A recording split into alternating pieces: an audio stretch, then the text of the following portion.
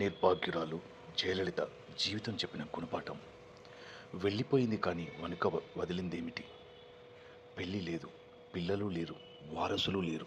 తన మాట తప్ప ఎవరు వినని నియంతృత్వం. దురాశతో సంపాదించిన వేల కోట్ల ఎకరాల భూములు ఇవన్నీ చివరికి ఆమెతో వెళ్ళాయా? లేదు. ప్రజల సొమ్ముతో ప్రజా పథకాలు చేసింది, కానీ తన సొంత ఆస్తి ఒక్క రూపాయి కూడా ప్రజలకు ఇవ్వలేదు. ఆమె సంపాదించిన ఆస్తుల సామ్రాజ్యం ఒకసారి మనం చూస్తే తిరునెల్వేలిలో 1197 ఎకరాలు, వలజాపేటలో 200 ఎకరాలు, ఒత్తుకొట్టు 100 ఎకరాలు, షిరుత్తౌర్ 25 ఎకరాలు, కంచీపురం 300 ఎకరాలు, జీడిమెట్లలో ద్రాక్ష తోట 14.5 ఎకరాలు, కొడనాడ్ టీ ఎస్టేట్ 1600 ఎకరాలు మరియు బంగ్లాలు కూడా ఉన్నాయి. అందులో వేద నిలయం పొయాస్ గార్డెన్ అంటాం కదా, 100 కోట్ల విలువైన ప్రసాదం అది. కమర్షియల్ భవనాలు చెన్నైలో ఉన్నాయి, హైదరాబాద్లో ఉన్నాయి. ఇంతేకాకుండా వెండి 800 కిలోలు, బంగారం 28 కిలోలు, చీరలు 10,500 చీరలు, 750 జతల చెప్పులు, 91 విలువైన వాచీలు. అంతేకాకుండా వాహనాలు వచ్చేసి టొయాటో, ఫ్రాడో, జీపులు, టెంపో, ట్రావెలర్ మొదలైన లెక్కకే లేవు. బినామీ ఆస్తులు ఇందులో అసలు ప్రస్తావించలేదు.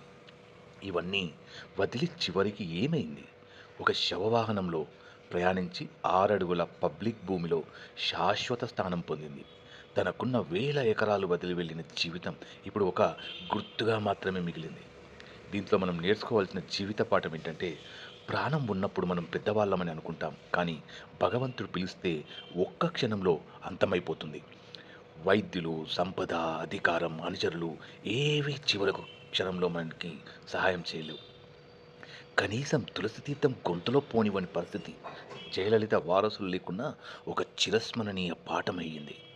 మనకు దీని ద్వారా ఇచ్చిన సందేశం ఏంటంటే, అహంకారం, కక్ష, స్వార్థం వదిలేయాలి, మంచి మార్గంలో నడవాలి, ఎదుటి వారికి కష్టం కలగకుండా జీవించాలి.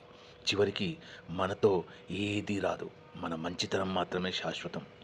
మరో జన్మ నిజమై ఈ ఆస్తులన్నీ తిరిగి దక్కుతాయా? కాదు. కొత్త జన్మలో కొత్త కథ మొదలవుతుంది. జయలలిత పేరు మరవలేని పాఠం, ప్రపంచానికి ఇది శాశ్వత జ్ఞాపకం.